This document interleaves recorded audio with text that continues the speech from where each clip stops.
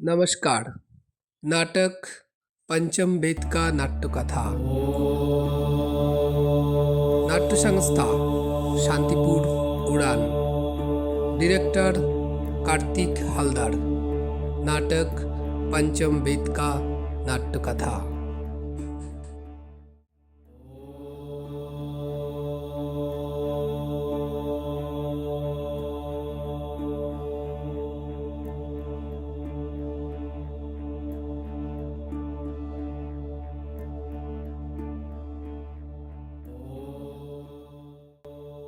पूर्व रंग समाप्त हो गया है।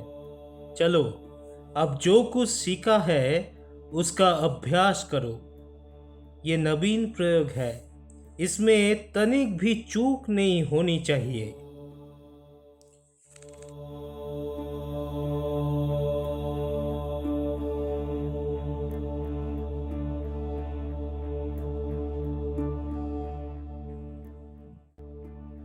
प्रणाम स्वीकार करें मुनिवर।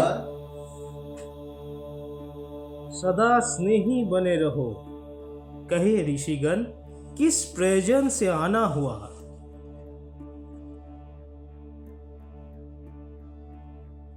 हे मुनिवर, जब से अपने नाट्य शास्त्र की रचना की है, हमारे हृदय में कोई प्रकार के प्रश्न उठ रहे हैं। हम उसी के उत्तर के लिए आपके पास आया है। पूछो, संकोच ना करो। गुरुदेव, नाट्यशास्त्र की उत्पत्ति कैसे हुई? इसका उद्देश्य क्या है? आपने बहुत अच्छा प्रश्न किए। ये प्रश्न केवल नाटक को नहीं बल्कि जीवन के सार को समझने का माध्यम है।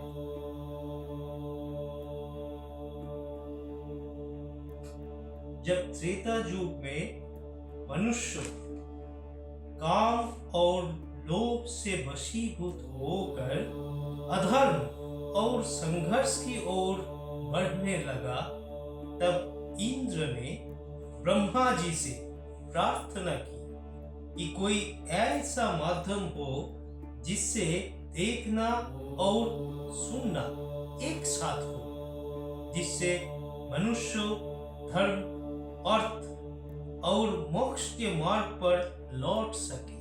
तो मेरा बात समझ में आया ऋषिगण?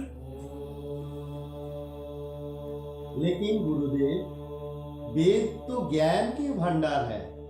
उनमें जगत का सारा रहस्य छिपा है। वेद आपने आप में इस उद्देश्य की पूर्ति के लिए पर्याप्त थे। फिर ये नया वेद क्यों? इसलिए कि वो समस्त जन के लिए सुलभ हो, सामान्य जन को नाटक के माध्यम से शिक्षा के मार्ग पर, धर्म के मार्ग पर ले जाया सके। इसी मंगल उद्देश्यों के साथ ब्रह्मा जी ने चारों वेदों के तत्वों को मिलाकर नाट्य वेद की रचना की है। चारों वेदों का तत्व वो क्या है गुरुदेव?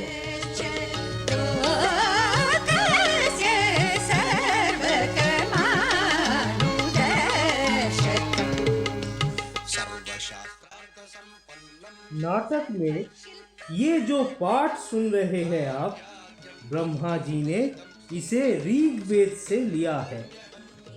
इस सुंदर गान का आधार साम वेद है। यजुर वेद से अभिनय और अथर्व वेद से रस लिया गया है। चारों वेदों के अंग को लेकर नाट्य शास्त्र की उत्पत्ति की है। गुरुदेव, तो क्या नाटक केवल देवताओं के लिए बनाया गया है? नहीं, यही प्रश्न दानवों ने ब्रह्मा के सामने रखा था। तब ब्रह्मा जी ने उत्तर दिया था कि नाट्य शास्त्र तो सबके लिए है।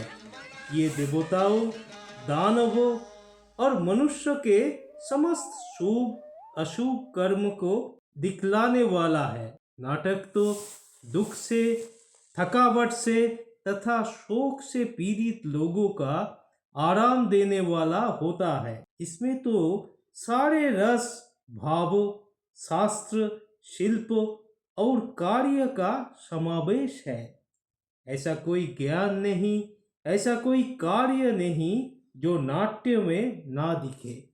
अद्भुत! समस्त सृष्टि समावेश, अलौकिक और लौकिक भी, बहुधर्मी, सारे प्राणियों के भावों की प्रतिनिधित्वकारी कला। हाँ ऋषिगण, नाट्य को सभी कलाओं का उद्गम कह सकते हैं, या फिर कह सकते हैं सभी कलाओं का संगम। मुनिवर, नाट्य कला तो अद्भुत कला है। यह उतनी ही जरूरी है जितना जीवित रहने के लिए सांस लेना। फिर हमारा समाज इसे गंभीरता से क्यों नहीं लेता? कला कर्म को अनावश्यक क्यों समझा जाता है? हम तो कलाकार हैं, नीति के नियंता नहीं। कला कर्म करना हमारा धर्म है। हमारे विषय में, हमारी कला की विषय में तो नीति नियंता का विषय विचार करना होगा। प्रयोग के साधन और अवसर उपलब्ध करना होंगे। नाटक केवल कला नहीं है, ये समाज का दर्पण है। ये मानवता को सत्य के मार्ग पर ले जाने का साधन है। रंगमंच जाति, धर्म, भौगोलिक सीमाओं से परे जाकर समग्रता से मानविकता की बात करता है। आज भी रंगमंच समाज में विषम परिस्थितियों का दूर कर समाज में समता का भाव लेकर आता है। ये भाव निस्संदेह धरती को स्वर्ग बना सकता है। निस्संदेह मुनिवर, कला विहीन समाज तो पशुओं का समाज होता है। इसी आशा और अपेक्षा के साथ कि समाज कला और कलाकार को वो स्थान दे जिसके वो अधिकारी है, मैंने नाट्य शास्त्र को पंचम वेद कहकर पुकारा है। पंचम वेद समस्त वेदों का ज्ञान। ऋषिगण, मेरे रंगकर्मी पुत्र आपके स्वागत के लिए अपनी प्रस्तुति तैयार कर आपकी प्रतीक्षा कर रहे हैं। चलिए, चलकर नाटक का आनंद लीजिए।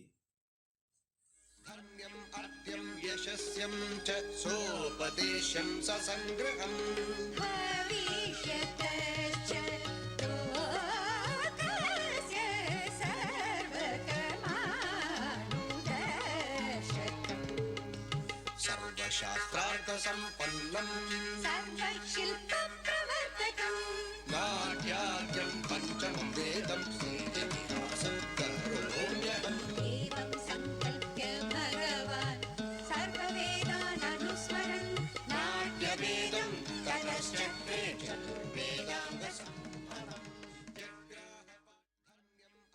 वृद्धि हो इस राष्ट्र की, आशा सभी की पूर्ण हो। सृष्टि वो आनंद की जग में सदा संपूर्ण हो। धरती सदा फूले फले, ऊपर विमल आकाश हो। सज्जन रहे निर्भय सदा, वो दुर्जनों का नाश हो।